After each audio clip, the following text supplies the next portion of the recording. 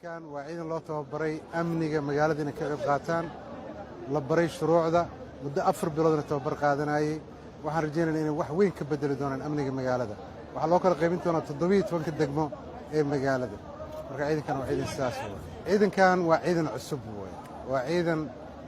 aan si fiican betin loogu soo sameeyey la soo baaray inaanay balwad lahayn inaanay mukhaadaraad isticmaalin inay nadiif yihiin inay dad ehludiin yihiin nidaam noocaas shuruudo noocaas lagu socdo waa intii ka soo baxday marka waxaan rajaynayaa ciidankan inay ciidan u qalma inuu adeegaan ummadda Soomaaliyeed